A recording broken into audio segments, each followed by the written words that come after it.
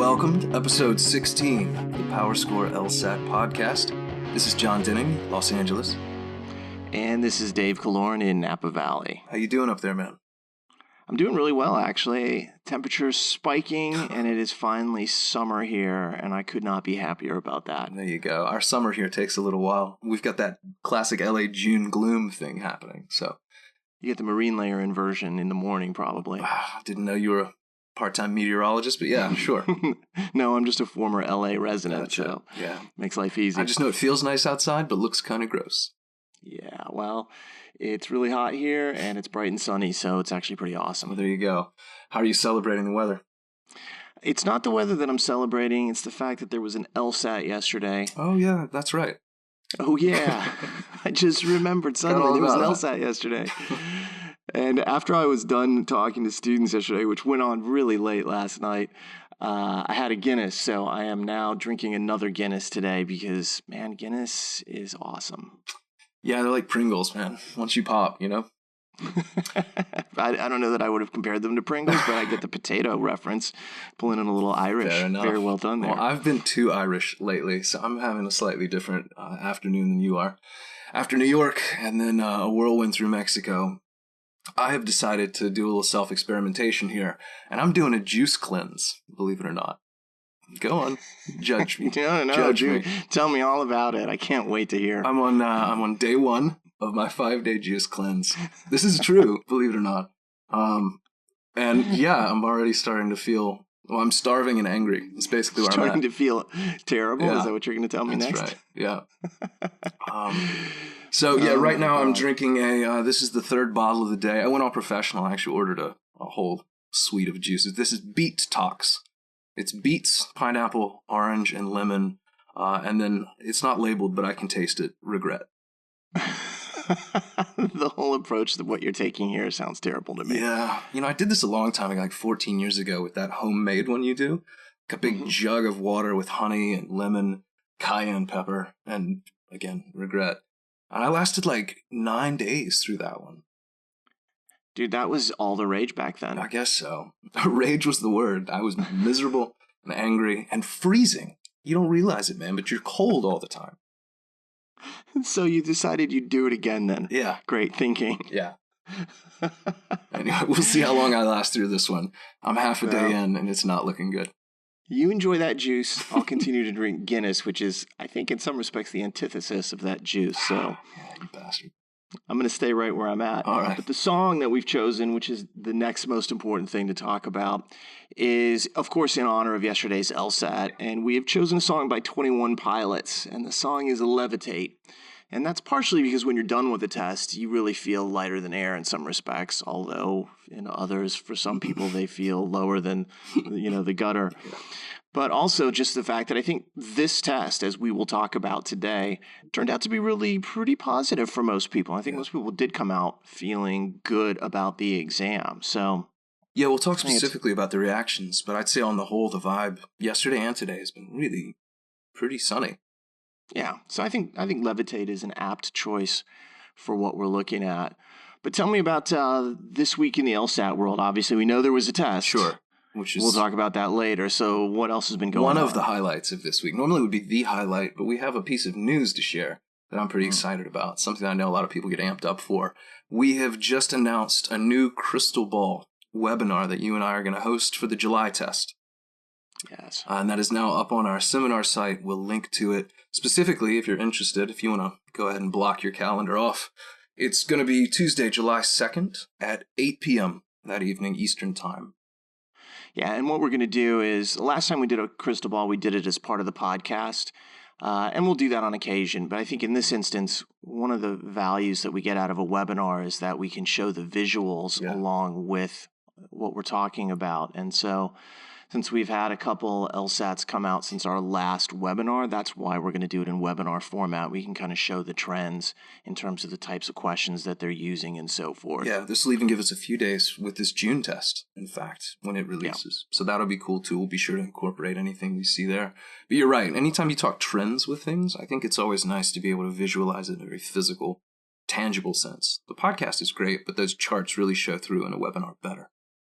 I think so, and I'm actually looking forward to this. Not that I'm not ever looking forward to it. It's probably one of the more enjoyable things that we do. Won't be quite like the podcast because it's hard to get that interplay live when you're talking to literally several hundred people, maybe 500 or 600 or more. In the room with you, yeah. Yeah, we'll be there. It's really tough. Although I do enjoy cracking on you, so maybe I can work some of that in. Yeah. You've never missed a shot, that's to be sure. Well, that goes both ways. You never missed a shot either. I know. Although you've taken. I do take. You take it every time. Maybe you've missed a few. Well, talking about that July test, I guess we ought to also mention a few deadlines. Just some of the housekeeping administrative stuff going on.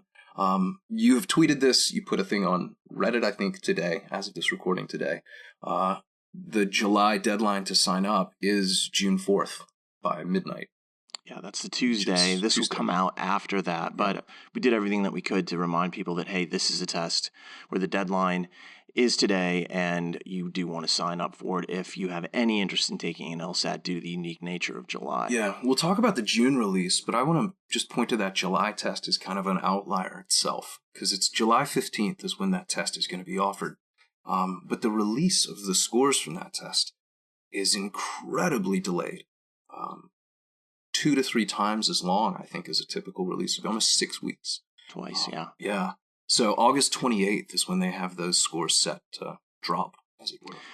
Yeah, and for those of you who are thinking, they're cursing us, they hate us, they're going to give us this big, huge benefit in July of score preview and a free cancellation, and free retake, and then they're going to punish us with the late score release. It is clear that they are doing this because of the score preview. My understanding is you'll probably have somewhere between 5 and 7 days to look at your score and review it. Right. Although don't quote me on that. I think they have been a little bit uncertain about what they're going to do. And so that's built into this 6-week window that they've gotten out there. And also I think just because of the unusual nature of the process and what they're attempting to do with this exam, they've given themselves as much time as possible. I don't think they're going to be early on that. But I think they've made sure that there was no pressure on them whatsoever to get things out. They want to get it right. Yeah, this is going to be the only time ever that they're going to have to equate 2 exam forms for the same content. I think that's a big part of this, too, is they want to make sure that the people who take this test digitally are representative or reflective of the people, their neighbors, really taking it on paper. Yep, and we'll talk about that and have talked about this exact fact in the past in terms of what they are doing. When we get into the crystal ball, we'll go through this one more time and talk about how the 2 different testing groups affects the choices that they make with exams and what they're trying to get out of it and what that tells us about how this exam will be constructed and compiled when they put it together. Yeah. A lot that can actually be inferred from the actions that they're taking here if you know where to look. And fortunately, John, we do know where to look. So... Yeah, that should be a fun conversation. The other test, a little less interesting perhaps, is the September 21st test. You've got until August 1st to sign up for that, so still a little bit of time. Anybody who's taken this June and waiting on results, you'll have plenty of opportunity between those scores and the September deadline. Yeah, and then the score release on that test was also released this week, and that's October 14th. So they shortened the window back down to something that is pretty close to what we have right now. Yeah, 24, 23, 40 days, something like that. Yeah, exactly. The June LSAT was 24 days. Previously, they've been running about 21, 22. So they've opened it up a little bit. And again, I'm sure that's because that's a digital test. Shorter window, though, because they didn't have to worry about score preview because that was a one-time thing for July only. Yeah, or 2 form types to, again, try to equate and make sure there's an equivalence between the 2. I mean, can you imagine being in their shoes right now and they get these July results back and the paper people did on average 3 points higher or lower? That'd be a mess. I would not be surprised to see some small differences in the format. I would love to see the data, obviously. Too, keep dreaming, son. They're not going to share it. No. They'll keep it close to the vest. But I would love to see the data and see exactly where the differences are in the groups. But that's something that hopefully we'll be talking about down the road here. Those to me were the high points of the week in the LSAT, but they weren't the only events. No, LSAC had a big event last week. They were at a conference, and they did a big live stream on Facebook. They had some technical problems, unfortunately. and also some camera angle problems, which made it tough to see. But they've announced a couple different things, some diversity initiatives, which is always nice. They've announced a new back office for law schools called Connects, which really doesn't affect law students and LSAT takers. It just makes life easier for people who work in the law school admissions field. And I think this is a good example of how LSAT works with law schools and why they see law schools as probably their primary audience. Right. They provide a lot of services that we don't see and you don't see as students when you're taking this test. And so they're often doing things like that. And this is also, I think, part of their battle with the GRE. This binds law schools more closely to LSAC, and in their eyes, that's a good thing. So obviously all that kind of stuff is peripheral to what the really big deal was, which is the LSAT that we just had on Monday. So should we talk about that? Yeah, let's get into it. You don't want to? Well, I don't know, man. I've got a lot of juice to drink over here, but I need to go to the refrigerator and get another beer.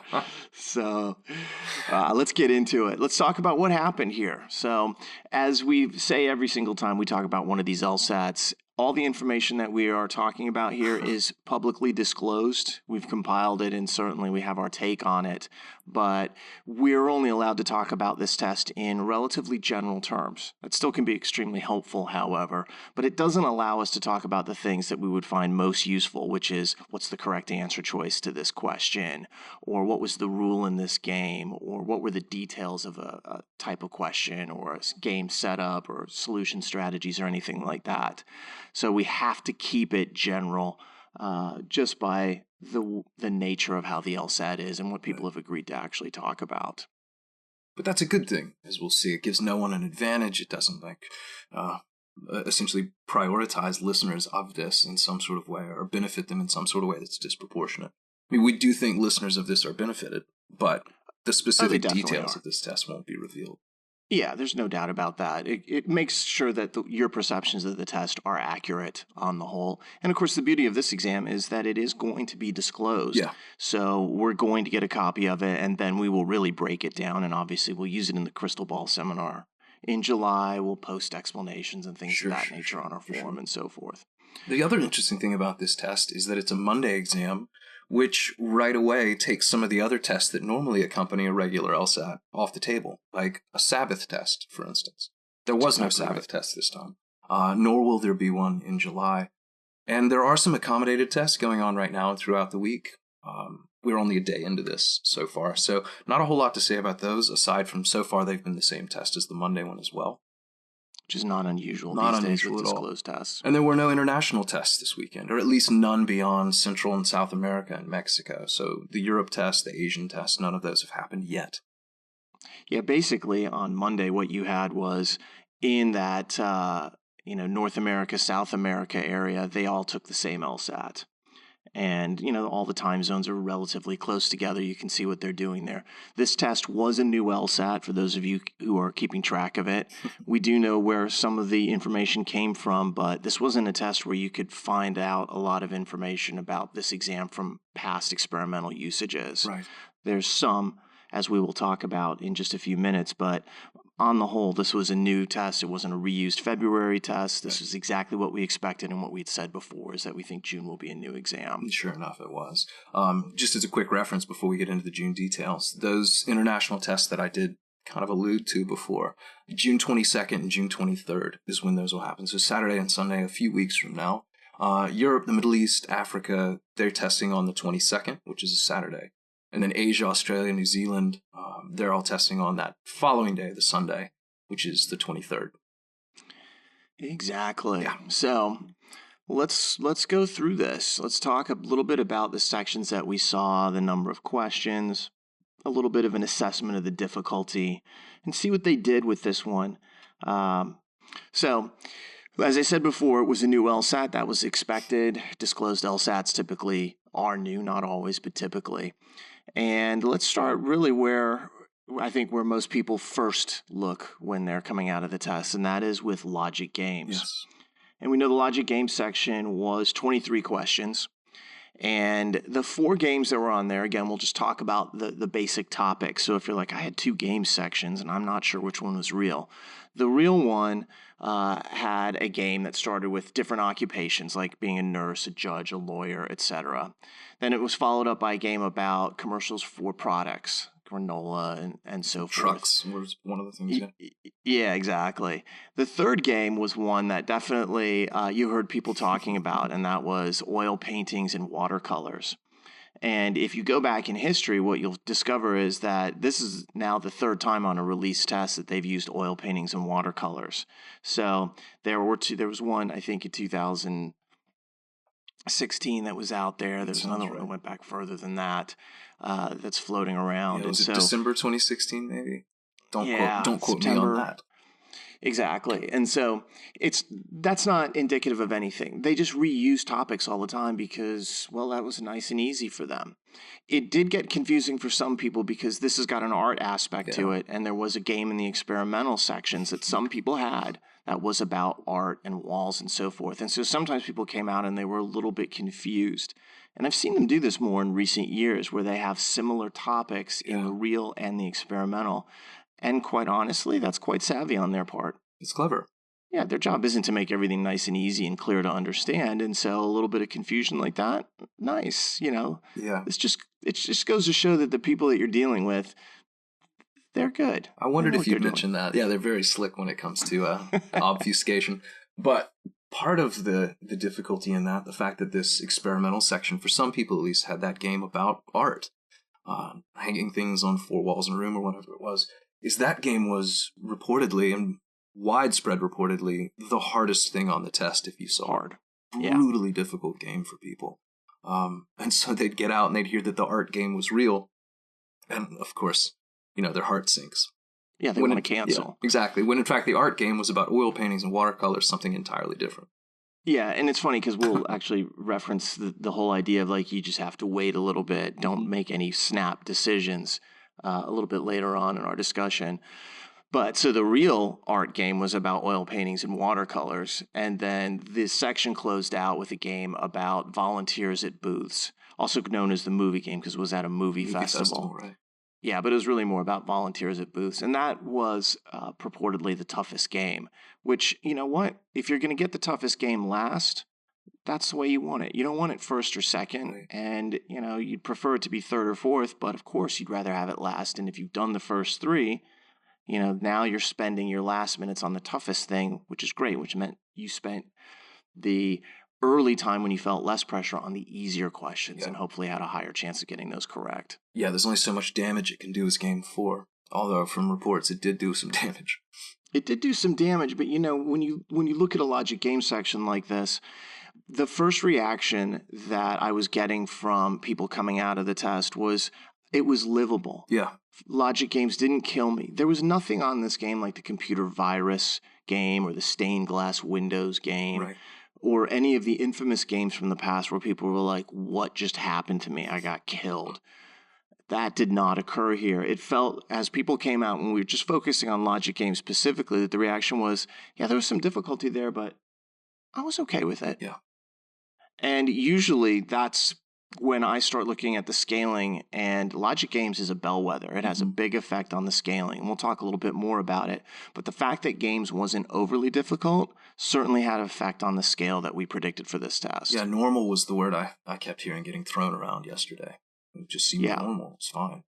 I could accept this as a logic game section on the test that I took. I didn't feel unfair. Yeah. Let's talk about something that was tougher, which is reading comprehension. Reading comprehension, which was a 27 question section. So, 26, always nice because one less thing to do, but 27 is really the old standard, and now they're coming back to it a little bit more. Probably the most notable thing about this was an experimental section that last appeared in June of 2016. Mm-hmm. So, not easy to necessarily determine that, but you want to go through the topics on this? Yeah. So 3 years to the month, and they dusted it off. The first, I think these are in order, but there was a passage, let me put it that way, about movies and issues with reproducing them, I believe, into television, I think is what that was about. Exactly.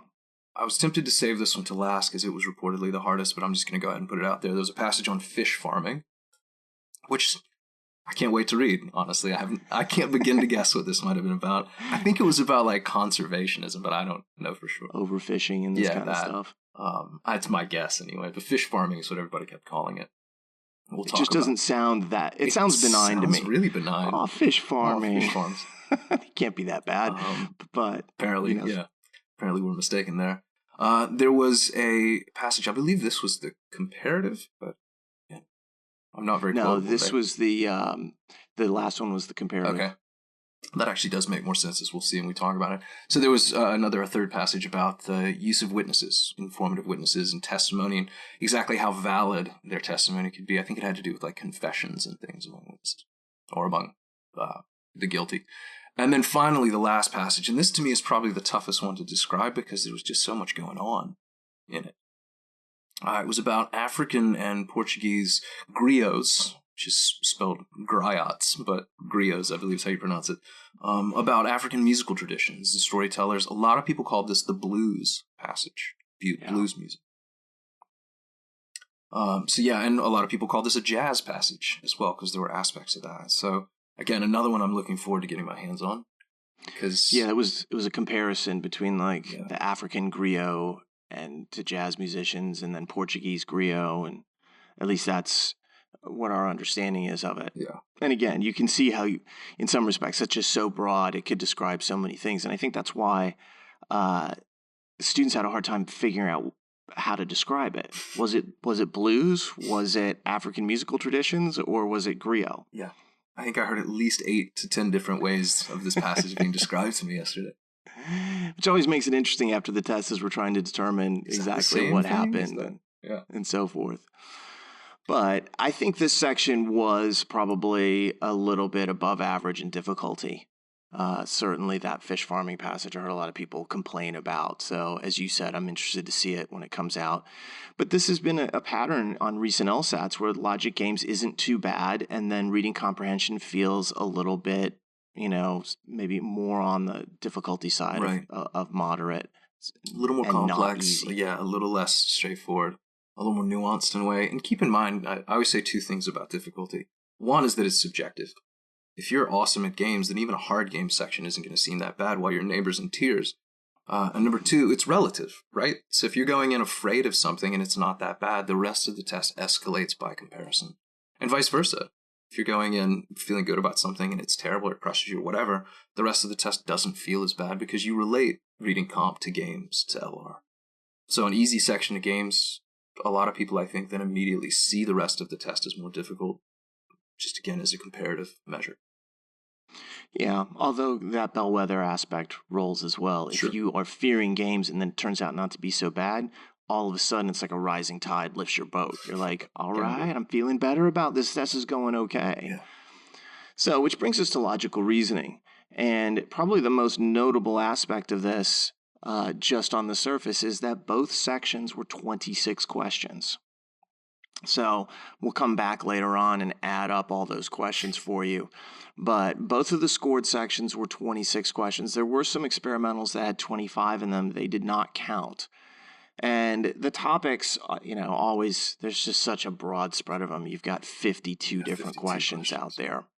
There were questions about vitamin C, apparently, in both passages. Mm-hmm. There was a question about spotted cheetahs and lions, which I have heard was a challenging question. Yeah, the cheetah question, everybody was talking about that. Yeah, killer whales, healthy oats. Probably my favorite topic, I know spiders on Guam. You know that when I heard this question topic, you were singing David Bowie all day, weren't you? Yeah, I was singing David Bowie, The Spiders from Mars, because I was like, it's the spiders from Guam. I like that action. So there was journalists using data to inaccurately predict the winner of an election. Yeah, that was probably my favorite, because you get a sense every once in a while. You remember that old question from LSAT that's like the quote from Reagan about I don't want to make age an issue in the same way that I don't want to make your inexperience an issue. That kind of question. Yeah, Rotel and Sims, man. There That's you go. The two speakers in that question. All right. I know my LSAT encyclopedic. history. But every once in a while, you clearly get the feeling that LSAC is staying somewhat topical, at least like their finger to the pulse of, if not the month of the year, at least the decade. And this journalist question apparently was, again, I'm not going to take a political stance on this, but it was seemingly alluding back to some of the poor predictions of the 2016 election. That these journalists used some ads and some data and predicted wrongly the winner of some election. And I think it makes sense that you'd have some topical stuff slipping in simply because the people who are writing these questions are obviously listening to the news, they're reading articles, and it's going to strike them as, hey, that, I could work that into something. Yeah. So you got to pull from something. Yeah, it's got to come from somewhere, whether that's a scholarly journal or whether you're watching TV or whether you're reading a book or a magazine article. So I'm not all that surprised that that's the case. And I think we can go back over time and see things like that. They usually do show up several years later because they have to go test it in the interim. But when you look at the LR topics that we talked about, obviously nothing really jumps out. There's 52 questions. That's just a small selection of the topics that we're aware of. And we don't want to just list out every topic. There was this, there was this, there was this. It doesn't do anybody any benefit. The interesting thing that I saw about this, though, is, again, the response to LR was fairly muted, which always gives me a slight pause for concern because there's always difficult logical reasoning questions. Yeah. It doesn't matter what test you look at. I can look at Prep Test 3 and find really hard LR on it. So it does not matter. There are always tough questions. And when people come out and they don't necessarily talk so much about that, it always, in the back of my mind, I wonder, especially in recent years, if this isn't part of that more slippery, slickly made type of LR that we saw so much of last year. Yeah, I was about to say the exact same thing, which is that the trouble in recent years is that the difficulty is better disguised. Yeah, it got past people. Yeah. They didn't even realize that it was tough, and then they got their scores back, and they're like, how did I miss 8? That. Yeah. Yeah. That's been, to me, the real concern for a lot of people on these tests is they walk out overconfident when on a test that was maybe a little bit more transparent in terms of difficulty, they would have had a better self-assessment, a more accurate self-assessment. Yeah, and just to be clear, I am not saying that was the case yesterday. No. I'm not saying that was another one of those slippery LR.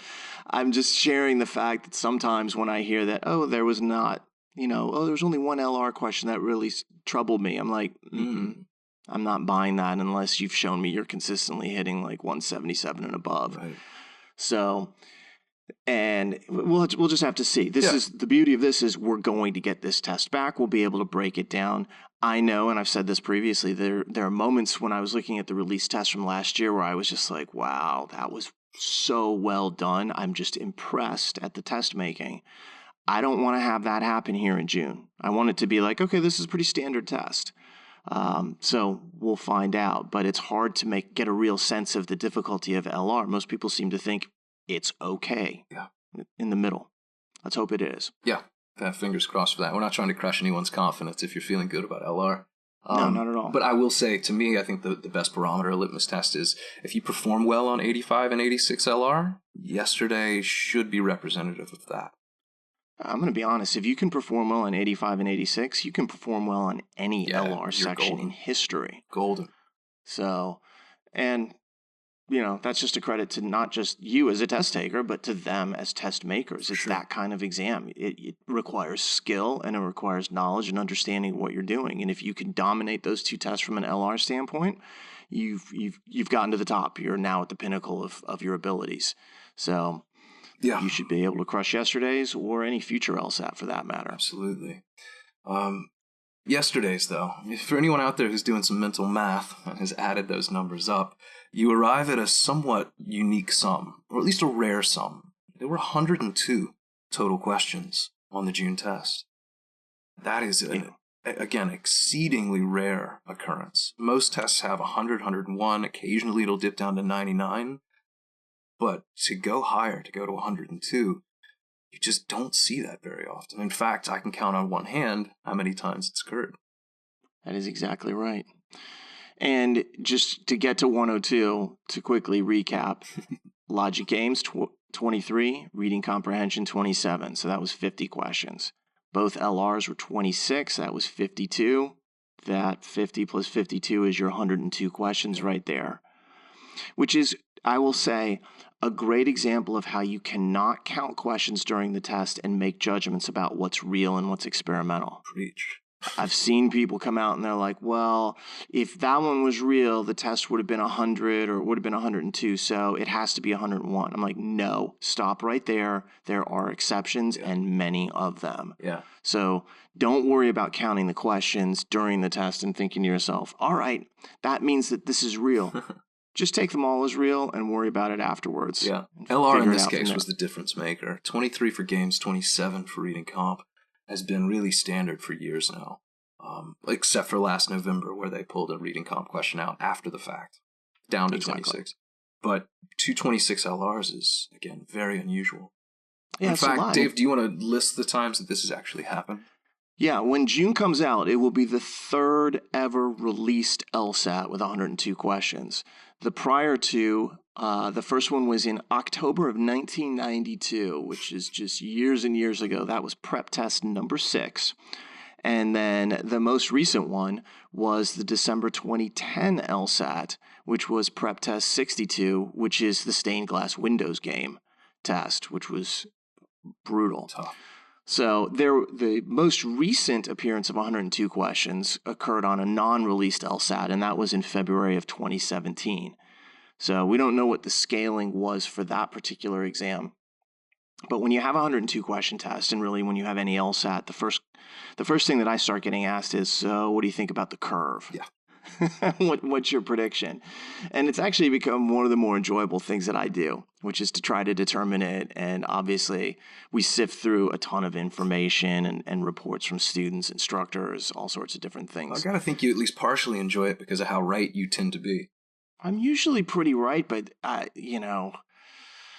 it's tough. You put a lot on the line when you're like, all right, here's the prediction. Because if I'm even off by 1, and that does happen on occasion, I feel terrible. I'm like, I want to get it right.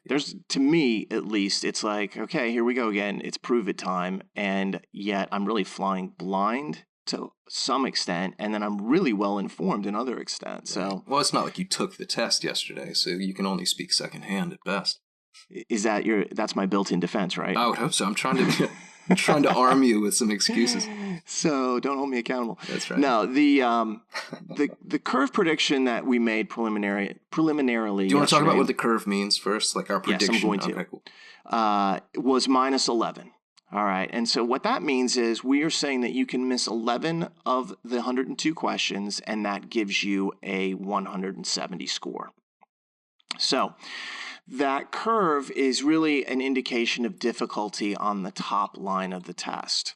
For example, in December of 2010, another 102 question test, the curve was minus 14 to get a 170.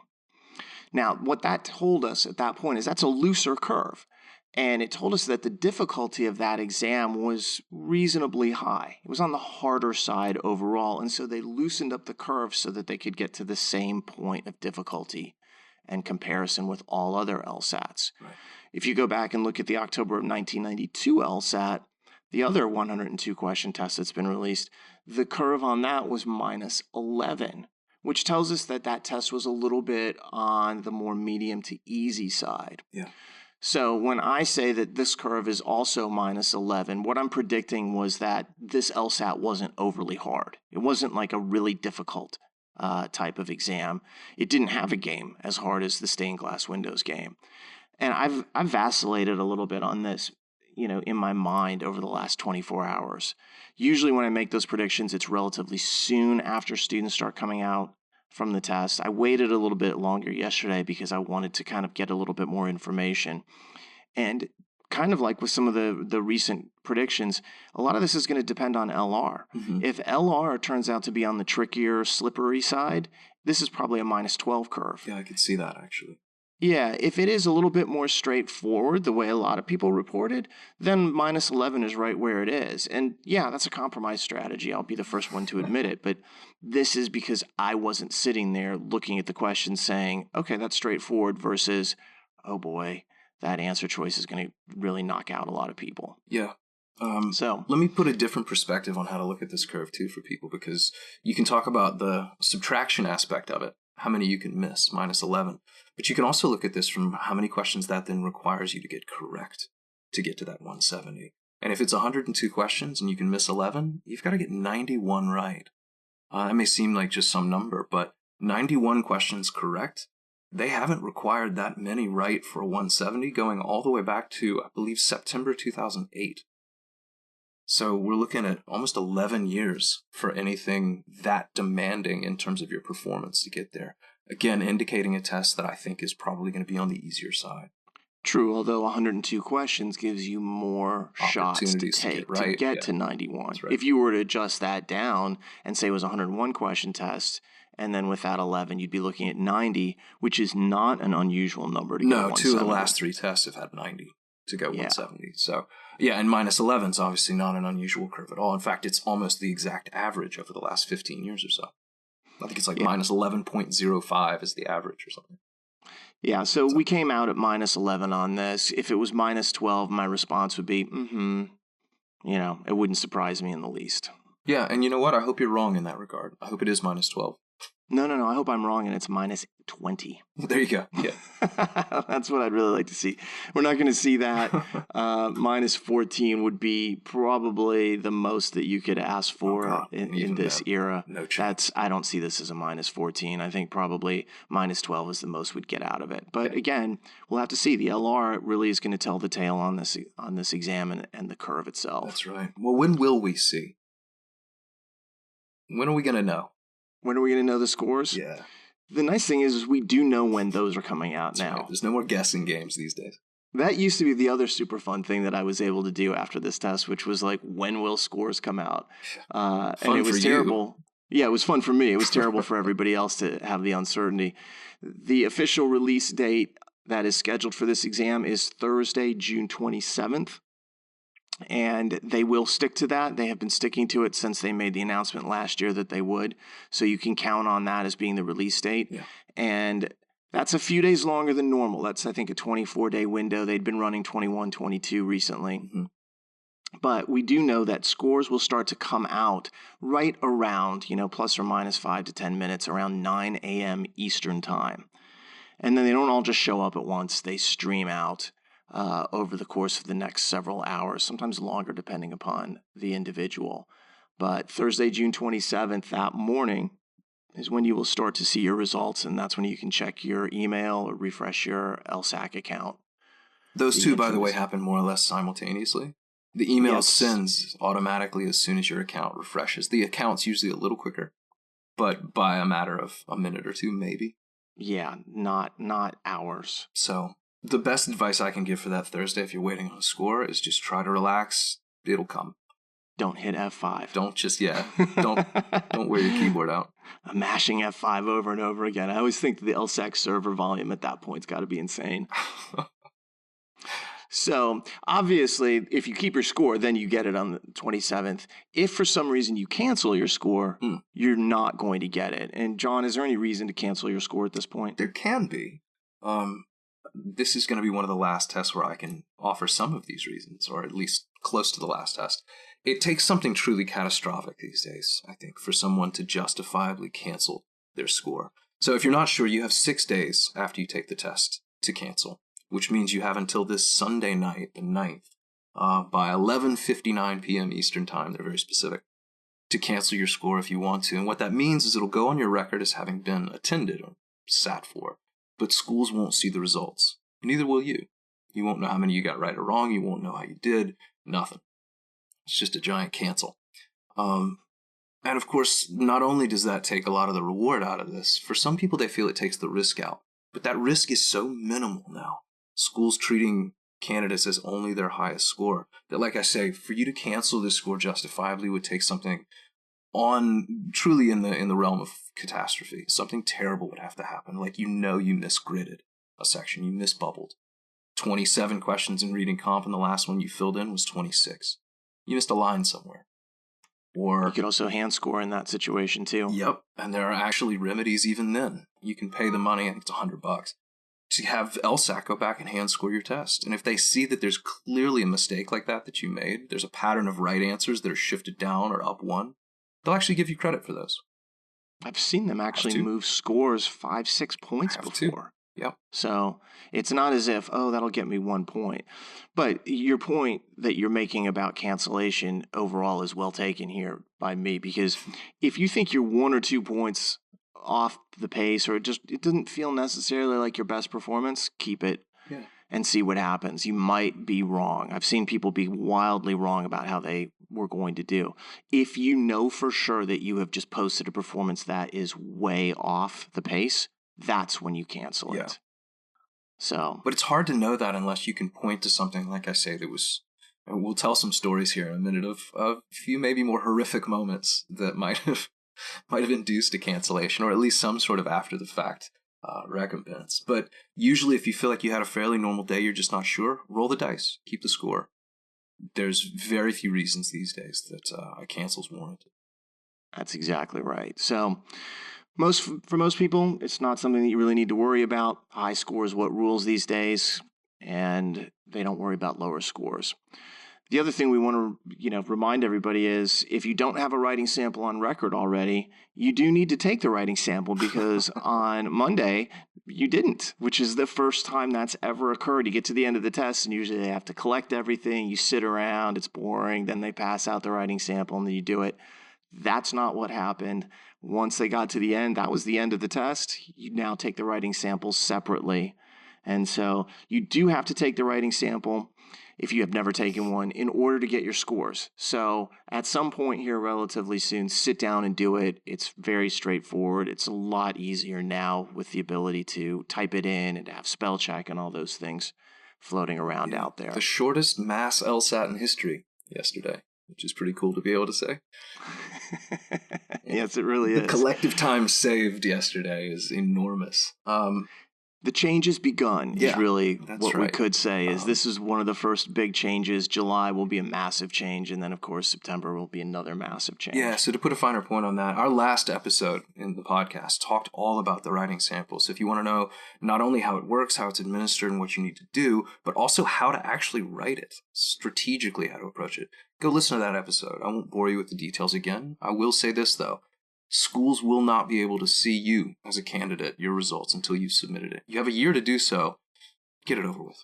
Give yourself a day or two, sober up, and then maybe Wednesday or Thursday, Friday, somewhere in there, sit down and do the writing sample at home. All right. So overall, not a bad LSAT. Yeah. From the looks of it. If the scale turns out to be kind on this, we could have a really nice wave of high scores and a lot of happy students, which is obviously what we want to see every single time. For sure.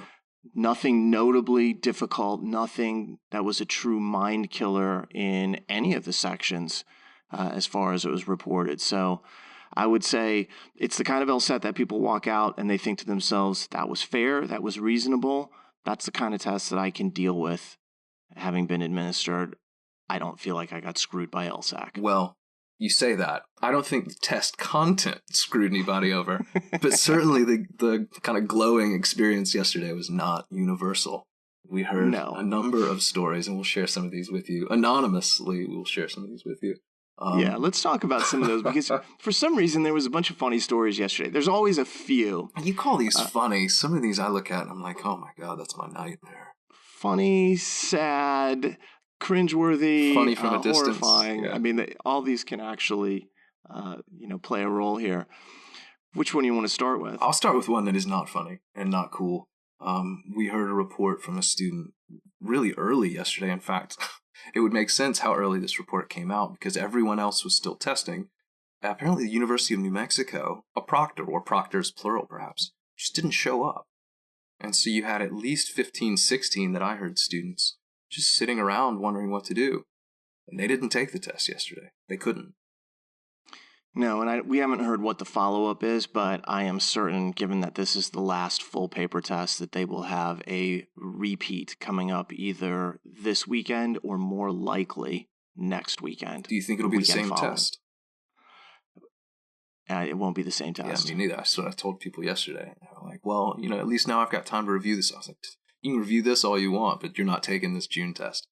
Yeah, when they've done this in the past and they've had problems, usually weather-related, like a hurricane came through or there was a snowpocalypse Flooding in cancellation. Texas and Florida. So, yeah. Yeah, exactly. Those kinds of things. You end up taking a retake a couple weeks later, and it's a different test. So you won't be getting the same exam if you were one of those unfortunate New Mexico students to have to deal with that, which is just irritating. I mean, that's just bad form. Yeah. So our condolences.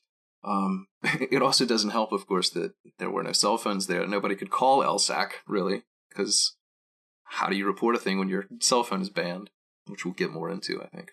Well, it's funny how many issues we're starting to see with cell phones. Yeah. There was somebody who the room was changed on them, and there was the proctor trying to call them on their cell phone. Yeah, well, where was their cell phone? Rightfully where LSAC tells you to have it. At home. Mm-hmm. They're on the way to the test getting calls from the proctor, and the phone's sitting back in their bedroom. It's ridiculous. They need to change this policy. I understand the fears over cheating, but they just need to collect the phones at the front of the room and just go with it. We're all adults. We're basically cyborgs at this point because the phone is an extension of almost everybody's hand. Allow us our cyborg tools, LSAC. Do not punish us for our addiction to technology. The idea that your proctor is calling the cell phone of a student when you know you told the student not to bring the cell phone is just the height of it's absurd. It's just absurdity. It's absurd. It's ludicrous. Ludicrous.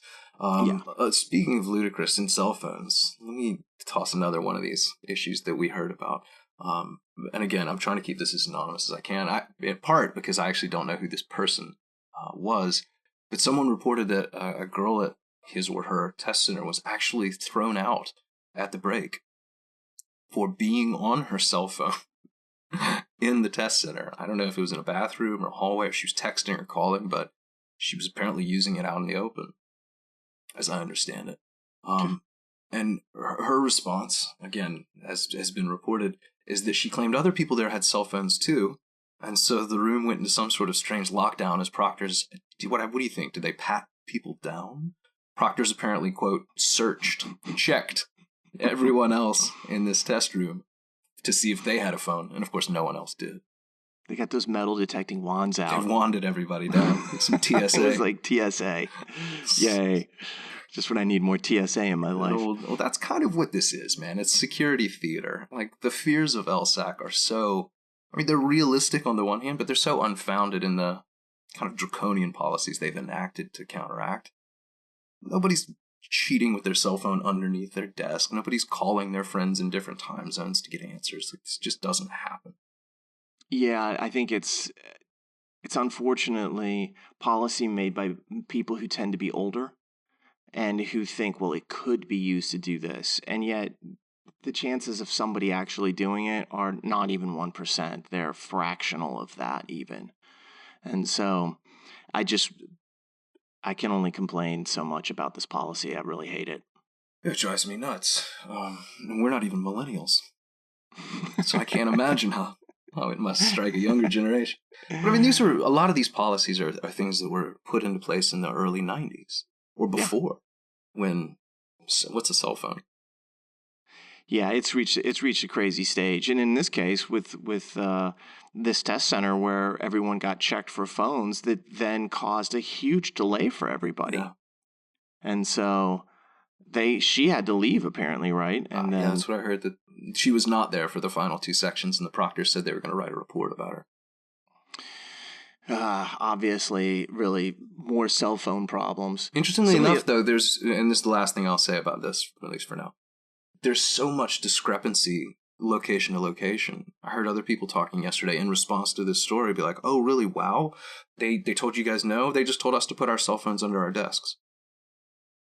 It's like, well, have a policy and stick to it, but first make sure the policy makes sense.